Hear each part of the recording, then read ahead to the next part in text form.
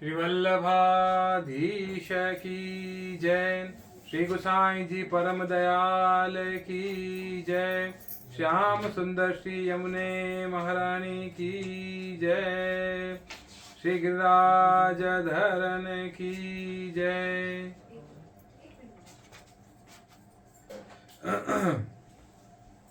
श्रीमद् भागवत तृतीय स्कंद चल रहा है और आज हम पढ़ेंगे पंचदशोध्याय, 15वां अध्याय पढ़ेंगे आज। पिछले वाले अध्याय में यानी कि 14वें अध्याय में हमने पढ़ा था कि किस तरह से दीति का गर्भ धारण हुआ और किस तरीके से मरीचि जो हैं उन्होंने दीति को कहा कि उनके गर्भ धारण करने की वजह से जो भी आने वाले समय में उनके जो पुत्र होंगे वो कैसे वृत्ति के होंगे, राक्षसी वृत्ति के होंगे, और जो उनके पौत्र होंगे वो उनमें से 4 में से एक जो होंगे वो बहुत ही बड़े भक्त होंगे, बहुत बड़े भगवती होंगे। तो ये वाला हमने कल पढ़ा था और आज हम पढ़ेंगे 15वां अध्याय, तृतीय स्कंद, अतः पंचदशोध्याय।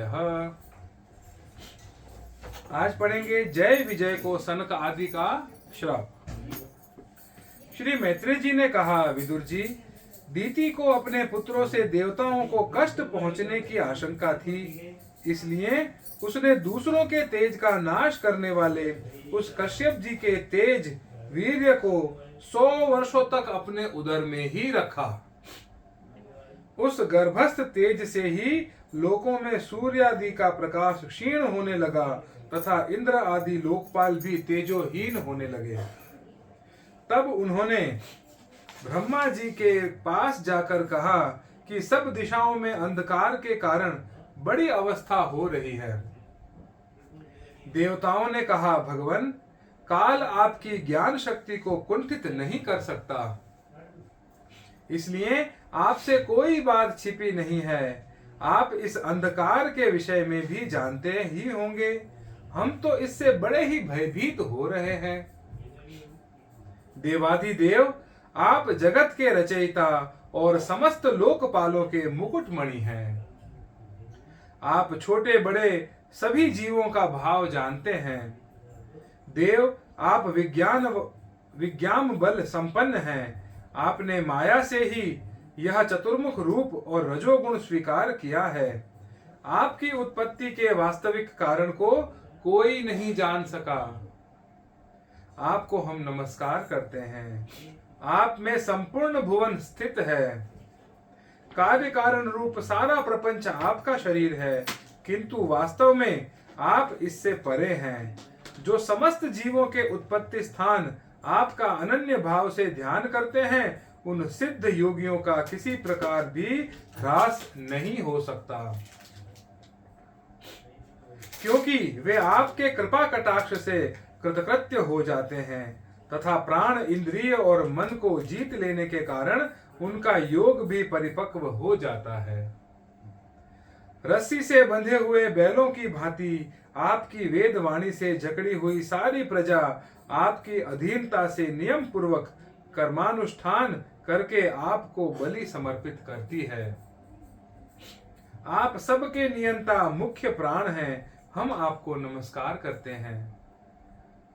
भूमन, इस अंधकार के कारण दिन रात का विभाग अस्पष्ट हो जाने से लोगों के सारे कर्म लुप्त होते जा रहे हैं, जिससे वे दुखी हो रहे हैं, उनका कल्याण कीजिए और हम शरणागतों की और अपनी अपार दया दृष्टि से निहारिए। देव, आग जिस प्रकार ईंधन को पकड़कर बढ़ती रहती है, उसी प्रकार कश्यप जी के वीर्य से स्थापित हुआ यह दीति का गर्भ सारी दिशाओं को अंधकारमय करता हुआ क्रमशः बढ़ता गया। श्री मैत्रेय जी कहते हैं, महाबाहो, देवताओं की प्रार्थना सुनकर भगवान ब्रह्मा जी हंसे और उन्हें अपनी मधुर वाणी से आनंदित करते हुए कहने लगे। श्री ब्रह्मा जी ने कहा, देवताओं, तुम्हारे पूर्वज मेरे मानस पुत्र सनकादि लोकों की आसक्ति त्याग कर समस्त लोकों में आकाश मार्ग से विचरा करते थे। एक बार वे भगवान विष्णु के शुद्ध सत्वमय सब लोकों के शिरोभाग में स्थित वैकुंठ धाम में जा पहुंचे। वहां सभी लोग विष्णु रूप होकर रहते हैं और वह प्राप्त भी उन्हीं को होता है जो अन्य सब प्रकार की कामनाएं छोड़कर केवल भगवत उच्चारण शरण की प्राप्ति के लिए ही अपने धर्म द्वारा उनकी आराधना करते हैं। वहां वेदांत प्रतिपाद्य धर्म मूर्ति श्री आदि नारायण हम अपने भक्तों को सुख देने के लिए शुद्ध सत्वमय स्वरूप धारण कर हर समय विराजमान रहते हैं। उस लोक में नई ही श्रेयस नाम का एक वन है जो मूर्तिमान केवल्य सा हीन जान पड़ता है। वह सब प्रकार की कामनाओं को पूर्ण करने वाले वृक्षों से सुशोभित है जो स्वयं हर समय 6 ऋतुओं की शोभा से संपन्न रहते हैं। वहां विमानचारी गंधर्वगण अपनी प्रियाओं के सहित अपने प्रभु की पवित्र लीलाओं का गान करते रहते हैं जो लोगों की संपूर्ण पाप राशि को भस्म कर देने वाली है। उस समय सरोवर में खिली हुई मकरंद पूर्ण वासंतिक माधवी लता की सुमधुर गंध उनके चित्त को अपनी ओर खींचना चाहती है, परंतु वे उसकी ओर ध्यान ही नहीं देते, वरम उस गंध को उड़ाकर लाने वाले वायु को ही बुरा भला कहते हैं। जिस समय भ्रमरराज ऊंचे स्वर से गुंजार करते हुए मानो हरि कथा का गान करते हैं, उस समय थोड़ी देर के लिए कबूतर, कोयल, सारस, चकवे, पपीहे, हंस, तोते, तीतर और मोरों का कोलाहल बंद हो जाता है, मानो वे भी उन कीर्तनानंद में बेसुध हो जाते हैं। श्री हरि तुलसी से अपने विग्रह को सजाते हैं और तुलसी की गंध का ही अधिक आदर करते हैं। यह देखकर वहां के मंदार, कुंद, कुर्बक, उत्पल, चंपक, अर्ण, पुन्नाग, नाग केसर, बकुल, अंबुज और पारिजात आदि पुष्प सुगंध युक्त होने पर भी तुलसी का ही तप अधिक मानते हैं। वह लोक वैदुर्य, मरकत मणि और सुवर्ण के विमानों से भरा हुआ है। ये सब किसी कर्म फल से नहीं बल्कि एकमात्र श्री हरि के पाद पद्मों की वंदना करने से ही प्राप्त होते हैं। उन विमानों पर चढ़े हुए कृष्ण प्राण भगवत भक्तों के चित्तों में बड़े बड़े नितंबों वाली सुमुखी सुंदरियां भी अपनी मंद मुस्कान एवं मनोहर हास परिहास के काम विकार नहीं उत्पन्न कर सकती। परम सौंदर्यशालिनी लक्ष्मी जी, जिनकी कृपा प्राप्त करने के लिए देवगण भी यत्नशील रहते हैं, श्री हरि के भवन में चंचलता रूप दोष को त्याग कर रहती हैं। जिस समय अपने चरण कमलों के नूपुरों की जनकार करती हुई वे अपना लीला कमल घुमाती हैं, उस समय उस कनक भवनी स्फटिकमय दीवारों में उनका प्रतिबिंब पड़ने से ऐसा जान पड़ता है मानो वे उन्हें बुहार रही हैं।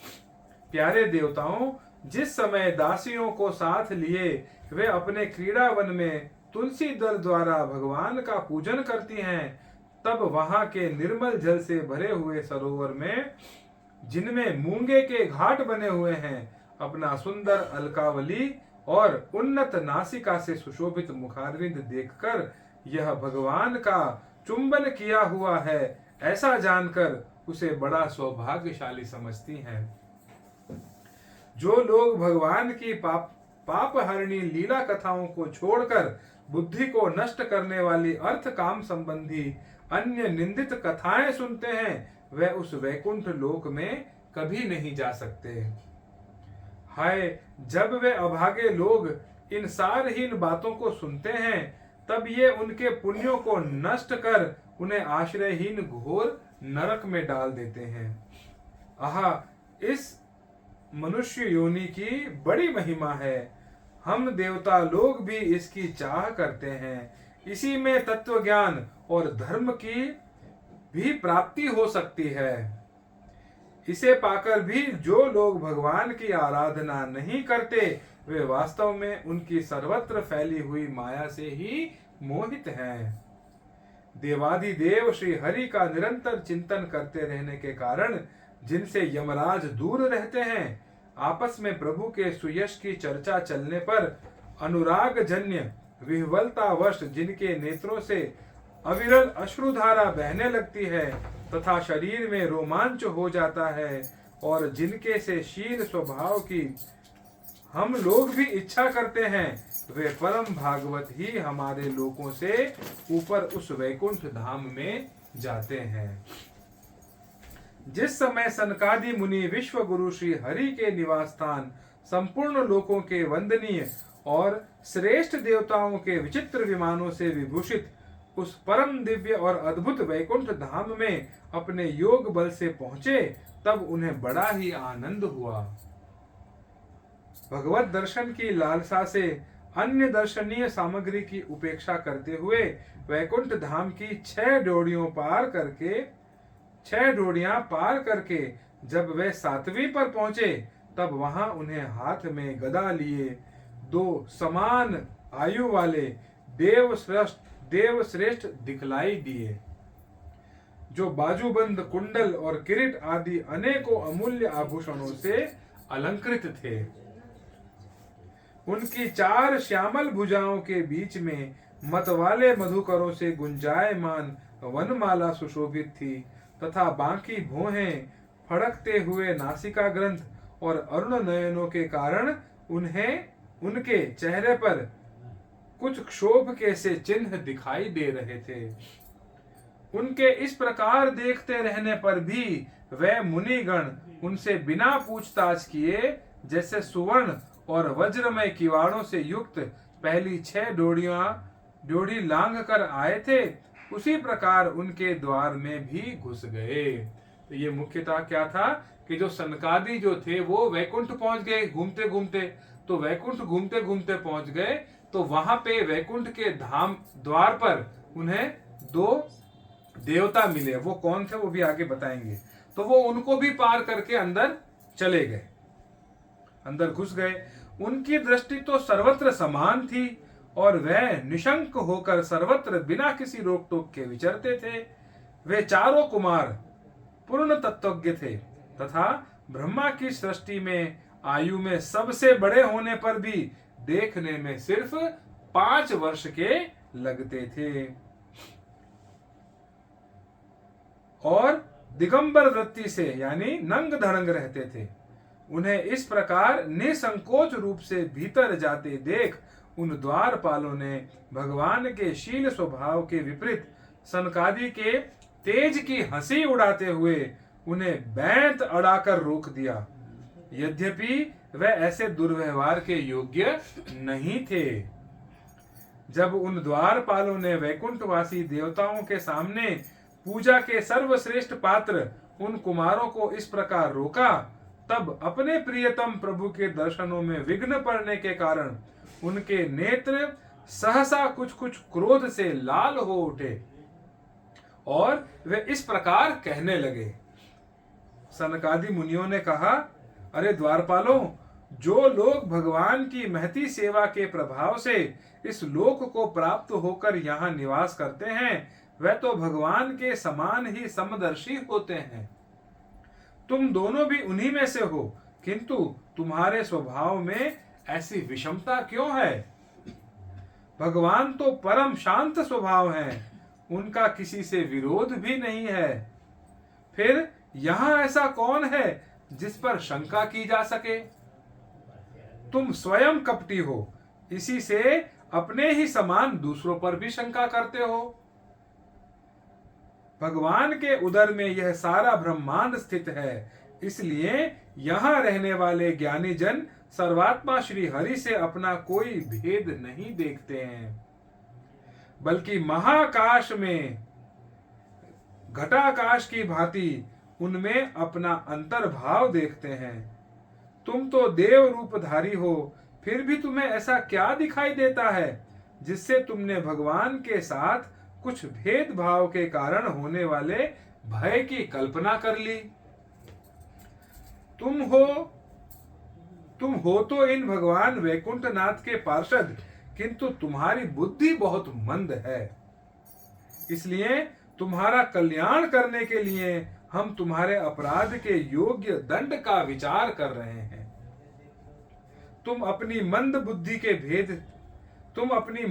भेद बुद्धि के दोष से इस वैकुंठ लोक से निकलकर उन पापमय योनियों में जाओ, जहां काम, क्रोध, लोभ प्राणियों के ये 3 शत्रु निवास करते हैं।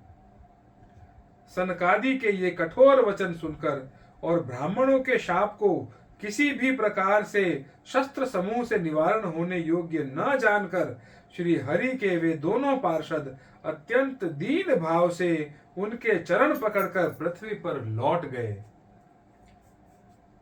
वे जानते थे कि उनके स्वामी श्री हरि भी ब्राह्मणों से बहुत डरते हैं। फिर उन्होंने अत्यंत आतुर होकर कहा, भगवान, हम अवश्य अपराधी हैं, अतः आपने हमें जो दंड दिया है वह उचित ही है और वह हमें मिलना ही चाहिए। हमने भगवान का अभिप्राय न समझकर उनकी आज्ञा का उल्लंघन किया है। इससे हमें जो पाप लगता है वह आपके दिए हुए दंड से सर्वथा धुल जाएगा। किंतु हमारी इस दुर्दशा का विचार करके यदि करुणावश आपको थोड़ा सा भी अनुताप हो तो ऐसी कृपा कीजिए कि जिससे उन अधमाधम योनियों में जाने पर भी हम भगवत स्मृति को नष्ट न कर सकें। इधर जब साधु जनों के हृदय धन भगवान कमल नाभ को मालूम हुआ कि मेरे द्वारपालों ने सनक आदि साधुओं का अनादर किया है, तब वे लक्ष्मी जी के सहित अपने उन्हीं श्री चरणों से चलकर ही वहां पहुंचे, जिन्हें परमहंस मुनिजन भी ढूंढते रहते हैं, सहज में पाते नहीं। सनकादि ने देखा कि उनकी समाधि के विषय श्री वैकुंठनाथ स्वयं उनके नेत्र गोचर होकर पधारे हैं। उनके साथ साथ पार्षदगण छत्र चामरादि लिए चल रहे हैं तथा प्रभु के दोनों ओर राजहंस के पंखों के समान 2 श्वेत चंवर डुलाए जा रहे हैं। उनकी शीतल वायु से उनके श्वेत छत्र में लगी हुई मोतियों की झालर हिलती हुई ऐसी शोभा दे रही है मानो चंद्रमा की किरणों से अमृत की बूंदें झर रही हों। प्रभु समस्त सद्गुणों के आश्रय हैं। उनकी सौम्य मुख मुद्रा को देखकर जान पड़ता था मानो वे सभी पर अनवरत कृपा सुधा की वर्षा कर रहे हैं। अपनी स्नेहमयी चितवन से वे भक्तों का हृदय स्पर्श कर रहे थे तथा उनके सुविशाल श्याम वक्षः स्थल पर स्वर्ण रेखा के रूप में जो साक्षात लक्ष्मी विराजमान थी, उनसे मानो वे समस्त दिव्य लोकों के चूड़ामणि वैकुंठ धाम को सुशोभित कर रहे थे। उनके पीतांबर मंडित विशाल नितंबों पर झिलमिलाती हुई करदनी और गले में भ्रमरों से मुखरित वनमाला विराज रही थी तथा वे कलाइयों में सुंदर कंगन पहने अपना एक हाथ गरुड़ जी के कंधे पर रख दूसरे से कमल का पुष्प घुमा रहे थे। उनके अमोल कपोल बिजली की प्रभा को भी लजाने वाले मकराकृत कुंडलों की शोभा बढ़ा रहे थे। उभरी हुई सुघड़ नासिका थी, बड़ा ही सुंदर मुख था, सिर पर मणिमय मुकुट विराजमान था तथा चारों भुजाओं के बीच महामूल्य मनोहर हार की और गले में कौस्तुभ मणि की अपूर्व शोभा थी। भगवान का श्री विग्रह बड़ा ही सौंदर्यशील था। उसे देखकर भक्तों के मन में ऐसा वितर्क होता था कि इसके सामने लक्ष्मी जी का सौंदर्याभिमान भी गलित हो गया है। ब्रह्मा जी कहते हैं, देवताओं, इस प्रकार मेरे महादेव जी के और तुम्हारे लिए परम सुंदर विग्रह धारण करने वाले श्री हरि को देखकर सनकादि मुनीश्वरों ने उन्हें सिर झुकाकर प्रणाम किया। उस समय उनकी अद्भुत छवि को निहारते निहारते उनके नेत्र तृप्त नहीं हो रहे थे।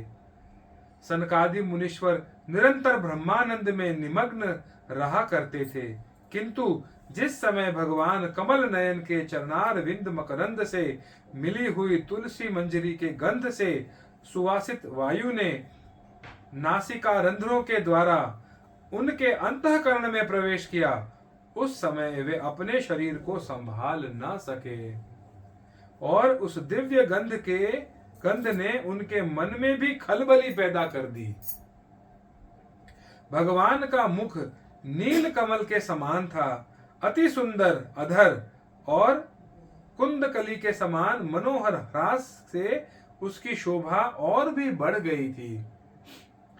उसकी झांकी करके वे कृतकृत्य हो गए और फिर पद्मराग के समान लाल लाल नखों से सुशोभित उनके चरण कमल देखकर वे उन्हीं का ध्यान करने लगे।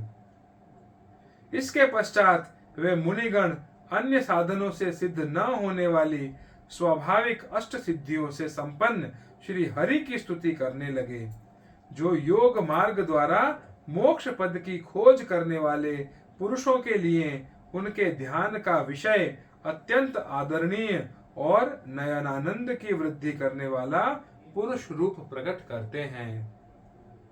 सनकादि मुनियों ने कहा, अनंत, यद्यपि आप अंतर्यामी रूप से दुष्ट चित्त पुरुषों के हृदय में भी स्थित रहते हैं, तथापि उनकी दृष्टि से ओझल ही रहते हैं, किंतु आज हमारे नेत्रों के सामने तो आप साक्षात विराजमान हैं। प्रभु, जिस समय आपसे उत्पन्न हुए हमारे पिता ब्रह्मा जी ने आपका रहस्य वर्णन किया था, उसी समय श्रवण रंध्रों द्वारा हमारी बुद्धि में तो आप आ विराजे थे, किंतु प्रत्यक्ष दर्शन का महान सौभाग्य तो हमें आज ही प्राप्त हुआ है। भगवान, हम आपको साक्षात परमात्मा तत्व ही जानते हैं। इस समय आप अपने विशुद्ध सत्व में विग्रह से अपने इन भक्तों को आनंदित कर रहे हैं। आपकी इस सगुण साकार मूर्ति को राग और अहंकार से मुक्त मुनिजन आपकी कृपा दृष्टि से प्राप्त हुए सुदृढ़ भक्ति योग के द्वारा अपने हृदय में उपलब्ध करते हैं। प्रभु, आपका सुयश अत्यंत कीर्तनीय और सांसारिक दुखों की निवृत्ति करने वाला है। आपके चरणों की शरण में रहने वाले जो महाभाग आपकी कथाओं के रसिक हैं, वे आपके आत्यंतिक प्रसाद मोक्ष पद को भी कुछ अधिक नहीं समझते। फिर जिन्हें आपकी जरा सी टेढ़ी भौएं भी भयभीत कर देती हैं, उन इंद्र पद आदि अन्य भोगों के विषय में तो कहना ही क्या। भगवान, यदि हमारा चित्त भौरे की तरह आपके चरण कमलों में ही रमण करता रहे, हमारी वाणी तुलसी के समान आपके चरण संबंध से ही सुशोभित हो और हमारे कान आपकी सुयशा सुधा से परिपूर्ण रहे, तो अपने पापों के कारण भले ही हमारा जन्म नरक आदि योनियों में हो जाए, इसकी हमें कोई चिंता नहीं है। विपुल कीर्ति प्रभु, आपने हमारे सामने जो यह मनोहर रूप प्रकट किया है, उससे हमारे नेत्रों को बड़ा ही सुख मिला है। विषयासक्त अजितेंद्रिय पुरुषों के लिए इसका दृष्टिगोचर होना बहुत कठिन है।